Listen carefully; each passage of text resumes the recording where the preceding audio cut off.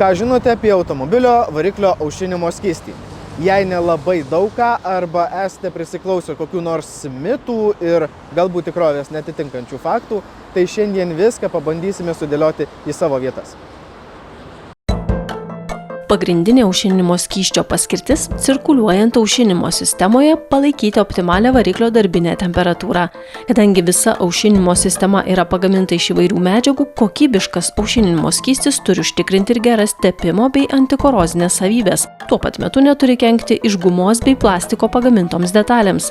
Kad būtų užtikrintos šios savybės, naudojamos specialios cheminės medžiagos, kurios bėgant laikui praranda savo efektyvumą. Todėl klaidinga manyti, kad aušinimo skysčio keisti nereikia. Ta daryti būtina, bet kaip dažnai, vieno visiems tinkančio atsakymo nėra. Nustato gamintojas, kas kiek tūkstančių kilometrų reikia pakeisti. O jeigu mes nežinom tikslios ridos, kaip tas skystis kada keičiamas, mes galime nuspręsti pagal skysčio spalvą. Skystis būna dažniausiai šviesus, bet jam patamsėjus, atsiradus kai kurių dalelių neaiškių, gali būti biškiais patirštėti, tai čia jau tai argumentuoja, kad jį jau reikia keisti. Nes kadangi jo dingsta tepimas, nelabai geras yra temperatūros įdavimas. Aušinimo skysčio nepakeitus laiku ir jam praradus naudingasias savybės ilgainiui tikėtina kils didelių problemų.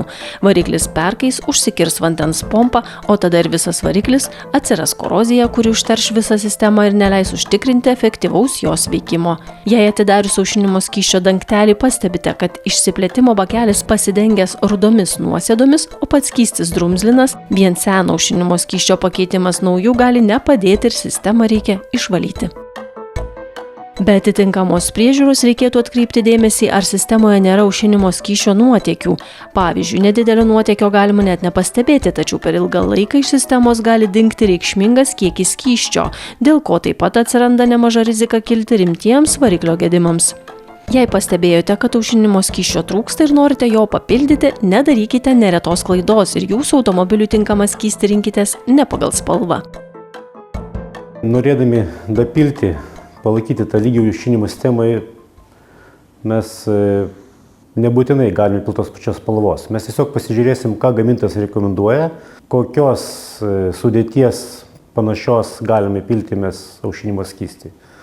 Ir nebūtinai mes atsižvelgsime į skysčio spalvą. Svarbu, kad būtų bazė ta pati. Kartais naudojant aušinimo skystį mes negalim naudoti tos pačios spalvos, pavyzdžiui, raudonos. Nes skiriasi jų pagrindinė sudėtis. Bet mes galim naudoti kitos spalvos, kurioje sudėtis panaši ir atitinka gamintojo reikalavimus. Esant reikalui, galite naudoti skirtingų spalvų aušinimo skysčius. Svarbu, kad jų sudėtis atitiktų jūsų automobilio gamintojo keliamus reikalavimus ir nesiskirtų veikliosios medžiagos. Tačiau jei sumaišysite skirtingų gamintojų skysčius, geriau ilgai nelaukus nuvykti į servisą ir visą skystį pakeisti nauju. Tuo metu, jei sumaišysite skirtingos sudėties skysčius, gali įvykti neigiama cheminė reakcija ir norėdami išvengti vienos problemos, visai to nenorėdami galite sukurti kitą. Taigi, 3 pagrindinės taisyklės kalbant apie aušinimo skystį. Nepamirškite, kad jį reikia keisti reguliariai. Jei reikia papildyti aušinimo sistemą, skystį maišykite ne pagal spalvą, o pagal sudėtį. Stebėkite, ar sistemoje nėra nuotėkių, nes aušinimo skysčio trūkumas gali sukelti didelės neigiamas pasekmes.